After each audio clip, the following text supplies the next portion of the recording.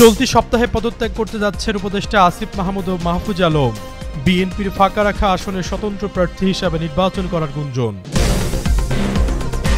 আত্মপ্রকাশের আগে নাহিদ আক্তারদের নতুন জোটে ভাঙন। এখনই হাল না ছাড়ার বার্তা শীর্ষ নেতাদের। চলছে দফায় দফায় বৈঠক। নির্বাচনে অন্তত 150 আসনে জয় নিশ্চিত করতে মরিয়া জামায়াত। মাঠ চষে বেড়াচ্ছেন দাঁড়িপাল্লার মনোনীত প্রার্থীরা। শরিকদের সঙ্গেও চলছে আসন সমঝোতার আলোচনা।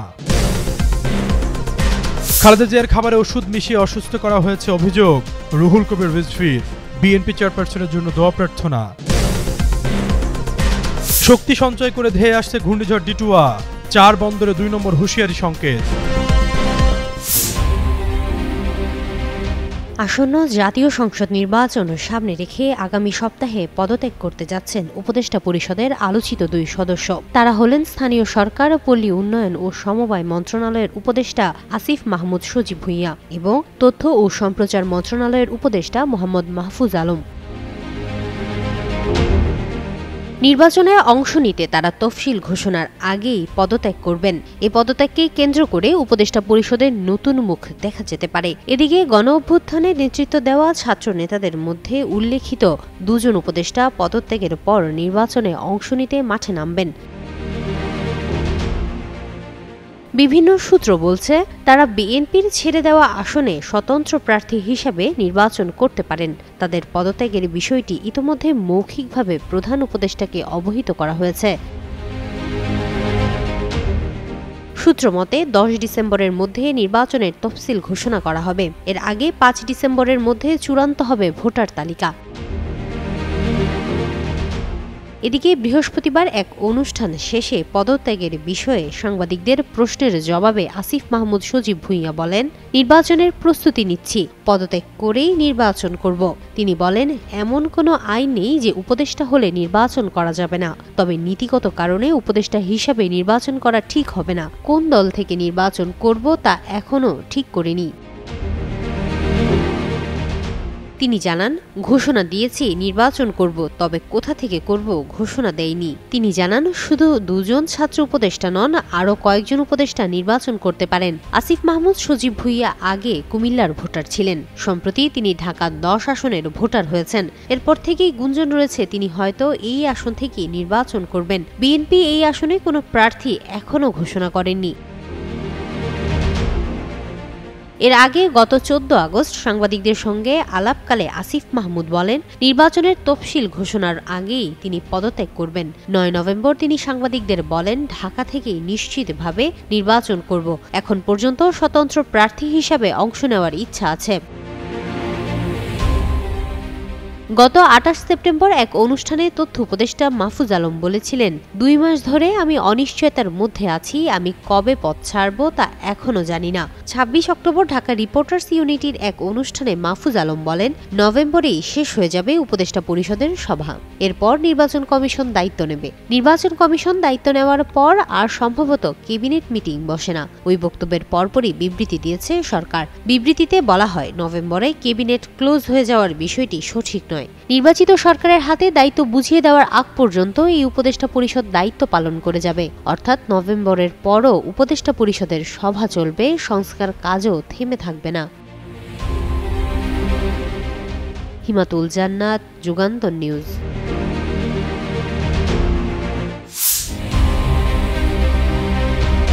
আসন্ন জাতীয় সংসদ নির্বাচন সামনে রেখে নানা সমীকরণ কষছে গণ-অভ্যুত্থানের নেতৃত্ব দেওয়ার তরুণদের দল জাতীয় নাগরিক পার্টি এনসিপি।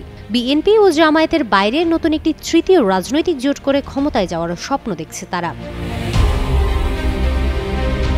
এনসিপির প্রস্তাবিত ওই জোটের আলোচনায় ছিল এবি পার্টি, রাষ্ট্র সংস্কার আন্দোলন ও ইউনাইটেড পিপলস অব বাংলাদেশ। কিন্তু আপ বাংলাদেশকে অন্তর্ভুক্ত করা নিয়ে এনসিপির মাঝে তীব্র বিরোধিতা দেখা দিয়েছে। দলের 40 জনের মধ্যে মাত্র 3 জন আপ বাংলাদেশকে জোটে নেওয়ার পক্ষে, বাকি সবাই এর বিরুদ্ধে নিজেদের মতামত জানিয়েছেন।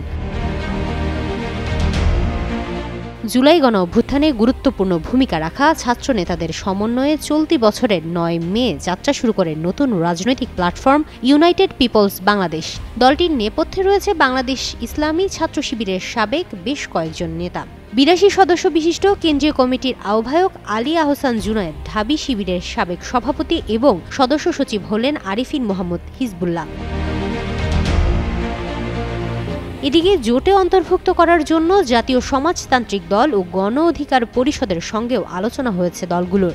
বৃহস্পতিবার রাজধানীর শহীদ আবু সাইদ কনভেনশনে ও গণতান্ত্রিক সংস্কার জোট নামে নতুন জোটের আত্মপ্রকাশের সিদ্ধান্ত প্রায় চূড়ান্ত ছিল। তবে নানা মতপার্থক্যের কারণে শেষ মুহূর্তে তা স্থগিত করা হয়েছে। আর এই মতপার্থক্যের কারণে আত্মপ্রকাশের আগেই নতুন এই জোট গঠনের উদ্যোগ শেষ পর্যন্ত ভেস্তে যেতে পারে বলেও সংশ্লিষ্টরা জানিয়েছেন।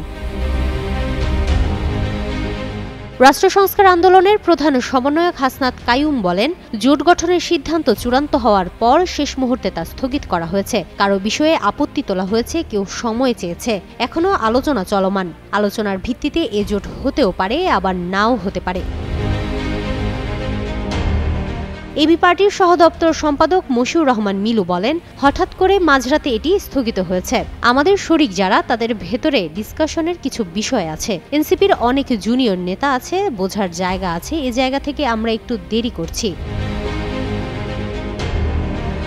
সংশ্লিষ্ট সূত্র জানিয়েছে, এনসিপি সহ 4 দলের এই জোটে গণ অধিকার পরিষদকে রাখা নিয়েও আলোচনা হয়। এনসিপি ও গণ অধিকারের মধ্যে রুদ্ধদ্বার বৈঠকও হয়। তবে গণ অধিকার পরিষদের নেতারা এ জোটের বিষয়ে কোনো সিদ্ধান্ত জানাননি। দলটির বড় অংশ নির্বাচনও বিএনপির সঙ্গেই থাকতে চায়। সব মিলিয়ে নতুন জোটে গণ অধিকারের থাকাটাও অনিশ্চিত। বৈঠকে এই বিষয়ে সিদ্ধান্ত জানাতে সময় চেয়েছে তারা। গণ অধিকার পরিষদের সাধারণ সম্পাদক রাশেদ খান বলেন, আমরা যেহেতু বিএনপির সঙ্গে দীর্ঘদিন যুগপৎ আন্দোলন করেছি এবং নির্বাচনী জোটের বিষয়েও আলোচনা আছে, সেহেতু হঠাৎ করে নতুন একটা জোটভুক্ত হলে প্রশ্ন তৈরি হবে। আমরা বলছি এটা আলোচনা সাপেক্ষ বিষয়। বিভিন্ন ফোরামে আলোচনার পর আমরা মতামত জানাবো। হিমাতুল জান্নাত, যুগান্তর নিউজ।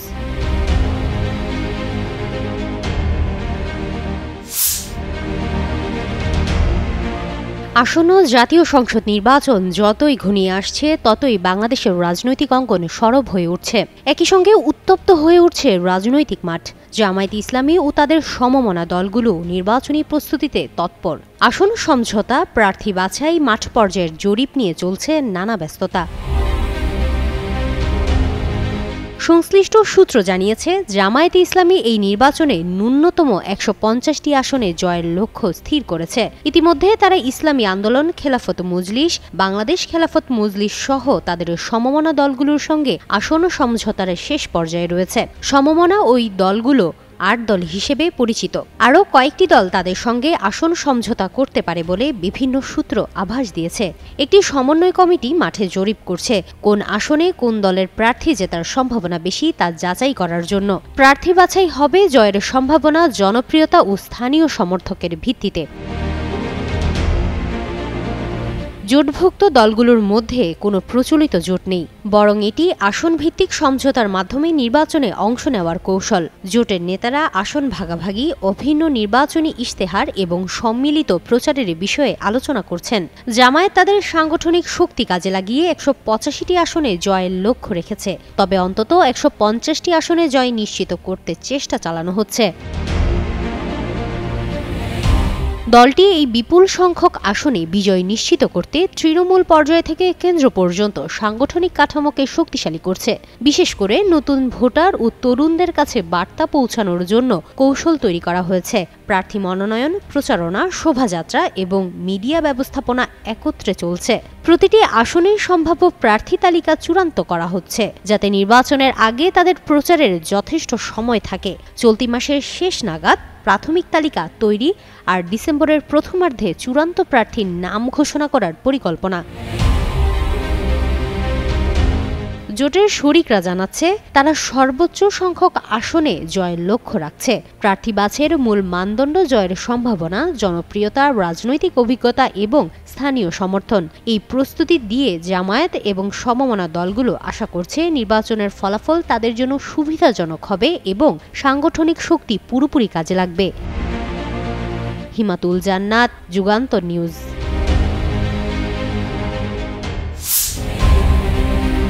দেশের চলমান রাজনৈতিক অস্থিরতার মধ্যে বিএনপি চেয়ারপারসন খালেদা জিয়ার শারীরিক অবস্থাকে কেন্দ্র করে নেতাকর্মীদের মাঝে হতাশা তৈরি করেছে।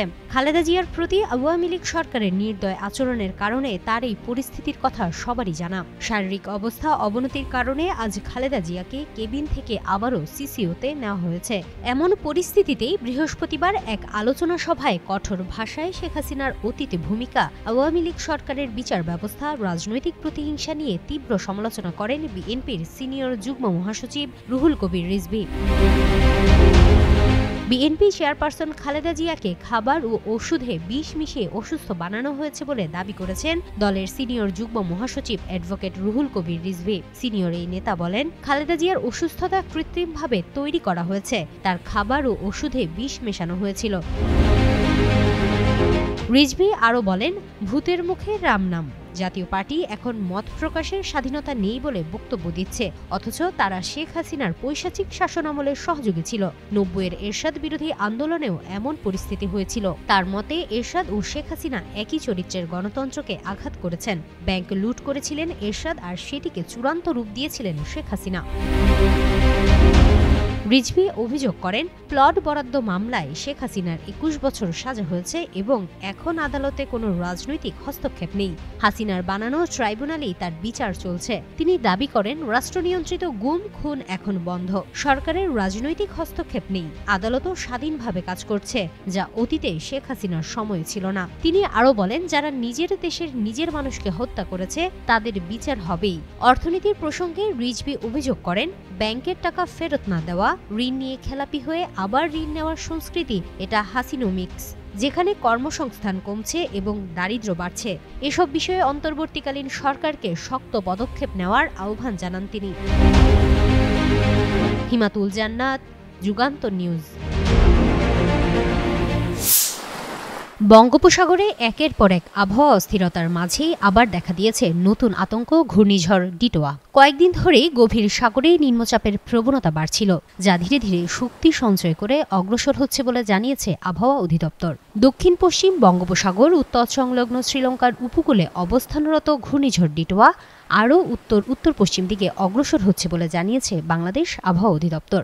সকালে প্রকাশিত বিশেষ বিজ্ঞপ্তিতে বলা হয়, সকাল ৬টার সময় ঘূর্ণিঝড়টি চট্টগ্রাম সমুদ্র বন্দর থেকে ১৯৫৫ কিলোমিটার দক্ষিণ পশ্চিমে, কক্সবাজার থেকে ১৯০০ কিলোমিটার দক্ষিণ পশ্চিমে, মংলা থেকে ১৮৪৫ কিলোমিটার দক্ষিণ পশ্চিমে এবং পায়রা সমুদ্র বন্দর থেকে ১৮৪০ কিলোমিটার দক্ষিণ পশ্চিমে অবস্থান করছে। ঘূর্ণিঝড় কেন্দ্রের ৫৪ কিলোমিটার এলাকার মধ্যে বাতাসের একটানা গতি ঘন্টায় ৬২ কিলোমিটার, যা দমকা বা ঝড়ো হাওয়ার আকারে ঘন্টায় ৮৮ কিলোমিটার পর্যন্ত পৌঁছাচ্ছে। ফলে কেন্দ্রের আশপাশের সাগর এখন অত্যন্ত উত্তাল। সতর্কতামূলক ব্যবস্থা হিসেবে চট্টগ্রাম, কক্সবাজার, মংলা ও পায়রা সমুদ্র বন্দরকে ২ নম্বর দূরবর্তী হুঁশিয়ারি সংকেত দেখিয়ে যেতে বলা হয়েছে এবং উত্তর বঙ্গোপসাগরে থাকা সব মাছ ধরার নৌকা ও ট্রলারকে পরবর্তী নির্দেশ না দেওয়া পর্যন্ত গভীর সাগরে না যেতে কঠোরভাবে নিষেধ করা হয়েছে। আবহাওয়া অধিদপ্তর ইতোমধ্যেই সতর্কতা বাড়িয়েছে এবং সমুদ্র বন্দরে হুঁশিয়ারি সংকেত জারি রেখেছে।